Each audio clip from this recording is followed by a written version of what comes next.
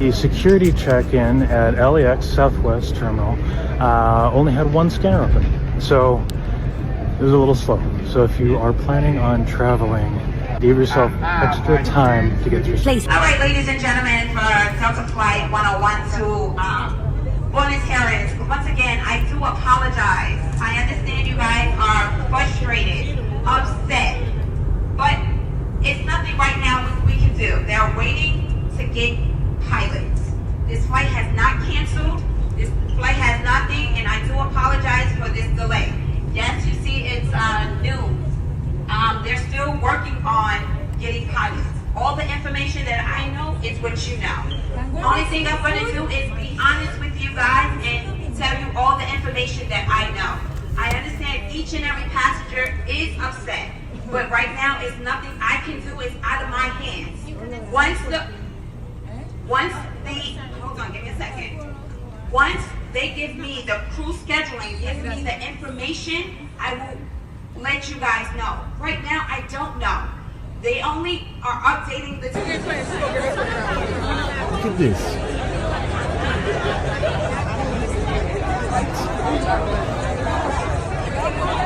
There is... So you mean to tell me with this government shutdown, and I didn't even think this far until I just went on CBS and looked at it. If you traveling, them people is not getting paid. TSA officers, employees, they're not getting paid. And some of them not coming to work, rightfully so. They're not getting paid, y'all. And they said something about air traffic control. It may be severe delays. Y'all, this is beyond me. Like, they said that flights are going to be delayed. Cancel. There was a whole terminal that that was shut down. Yep. Because there's nobody to work the terminal because they're not being paid. Like, what? I mean, are we cool? Is everything... Are the brains functioning? Are they not functioning? What is happening here? Like, don't they know that one decision affects many different... There's a cause and effect. And you know what's crazy? The last shutdown was back in 2018. And guess who was in office during the 2018 shutdown? It was President Donald Trump, right? It's the same thing. And it's always over some decision where both parties can't come to communicate together and making a decision and agreement on just certain things that we can all understand and agree that, hey, we know that people want health care. People need health care within the United States. These are essential things of the United States. Do you know, and it starts to make me question, why is this happening a second time again? Maybe it's on purpose, right? It makes me think, is this all on purpose? Is this something that he is strategically trying to do for other reasons? I don't know. And if y'all don't know, he's also laying off so many federal workers after this shutdown. But I'll continue to show you the videos. I'm gonna let the rest of the video speak for itself. So even if it's not directly affecting your paycheck, if you plan on traveling, it's affecting their paychecks, and you may not get to where you're going. It's 5 a.m. getting ready to go to work.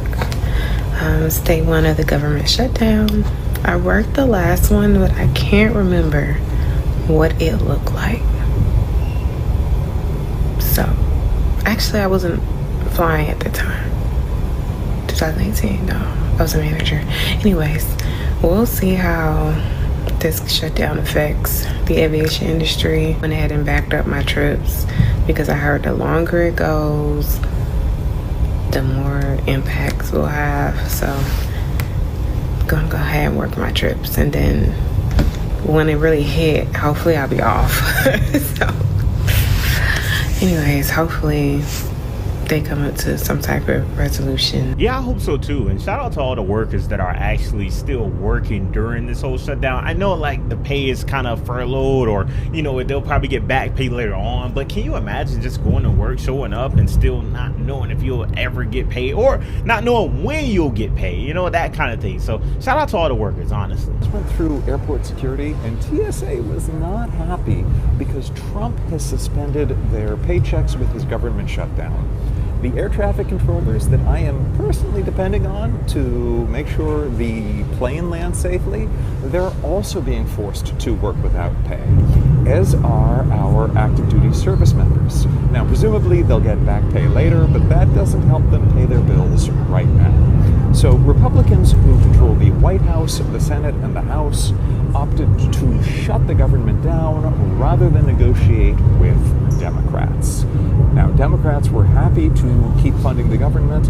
They just wanted to extend the Affordable Care Act tax credits as part of that. Without those tax credits, millions of Americans are going to see their health insurance premiums go up a lot next year, in some cases doubling or tripling. Expect to be paying a lot more. Many people are going to be paying hundreds of dollars a month more, which is, I guess, what Republicans want. This is the fourth time that Trump has shut down the government. His last shutdown was the longest in U.S. history and cost the U.S. economy an estimated $11 billion. 5 a.m. and the government has officially shut down, and I have a flight. And I heard the airport's going to be fucked, so let's go see what it's like to be one of the first flights out when the U.S. government has completely shut down.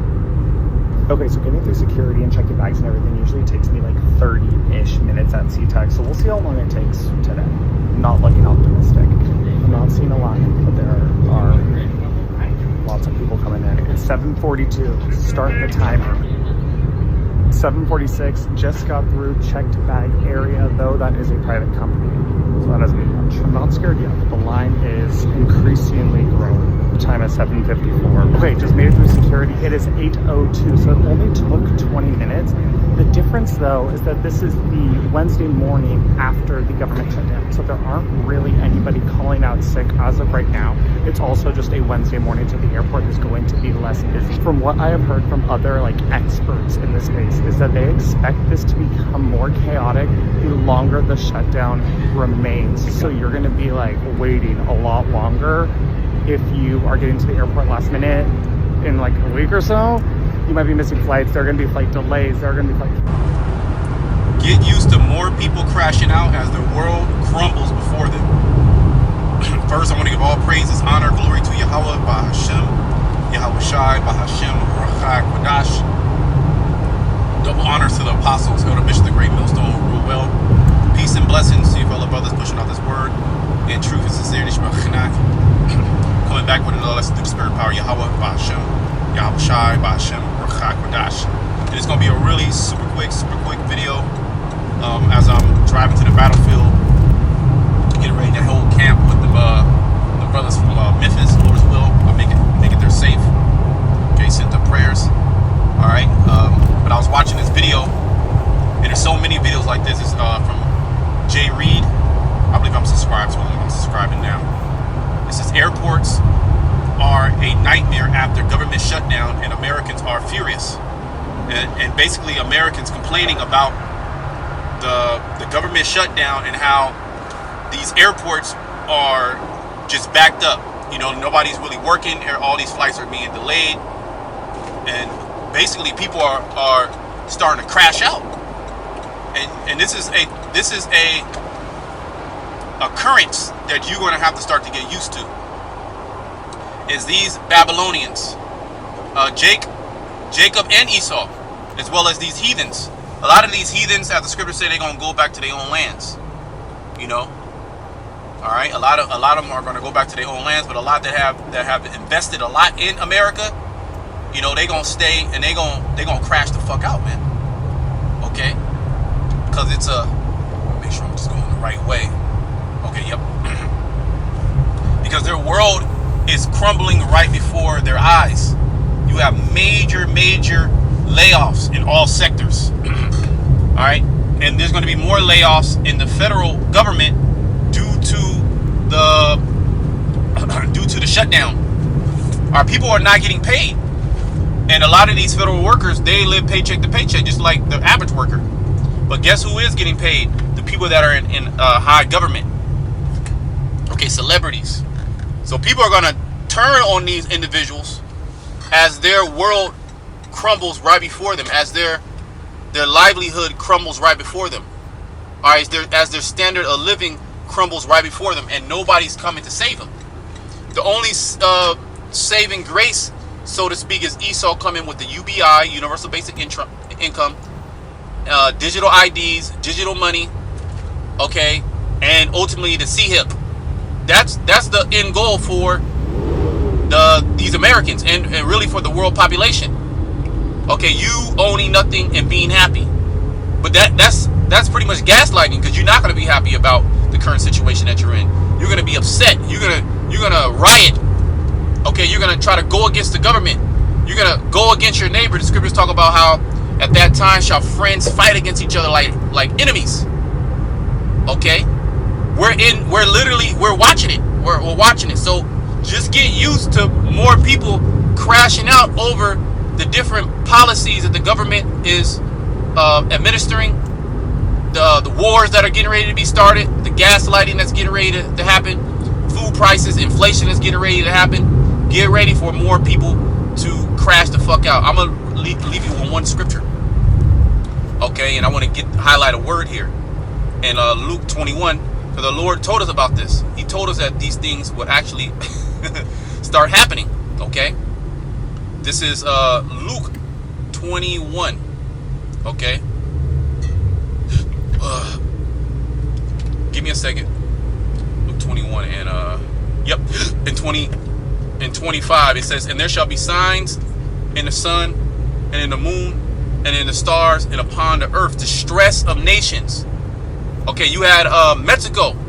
You're not gonna see this in the news. They're not putting this in the news. Mexico just had a crazy ass riot where they was throwing fire bombs at the police just the other day. Okay, all these European nations, they're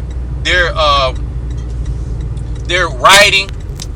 Okay, these you just had that one country. Damn, what was that one country? Nepal. Was it Nepal that had a civil unrest? Okay, and basically overthrew the government. Syria got overthrown. You got different alliances being established that are against America. All right, you got countries coming and speaking out against America.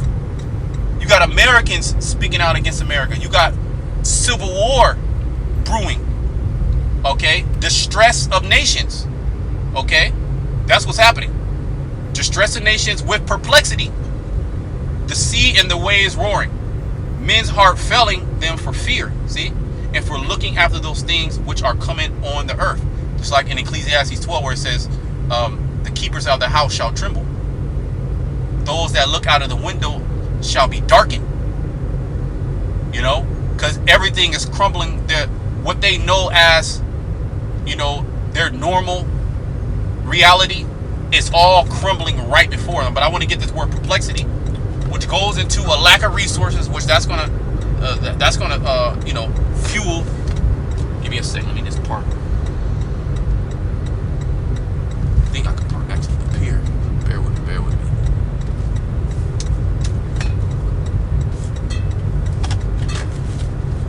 Just give me a second. I'm about to wrap this up.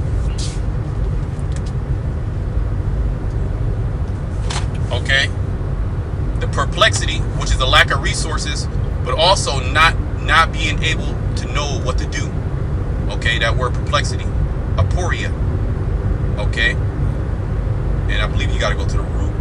Yep, aporio, to be without resources, which that's going to cause major chaos.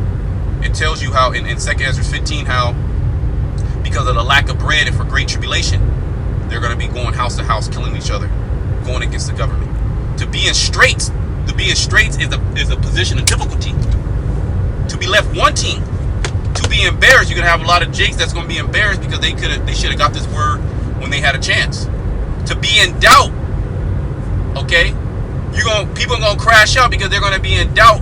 Their outlook on life is going to be grim. People dying around them, their health getting worse, the government not giving a shit about them, their neighbor not giving a shit about them, getting ready to be thrown into war. Okay, the lack of resources, diseases all around them, earthquakes, their whole nest egg completely destroyed, markets crashing, and investments gone, bank accounts through. To be at a loss with oneself, be in doubt, not to know which way to turn. See, not to know how to decide. We're gonna know how to decide in that time. The Lord has given us that spirit. He has not given us that spirit of fear. Okay, in that same chapter it says, "In your patient possession of your soul." So I'm gonna close it there. I gotta get ready to hit camp. Until next time, shalom to the living.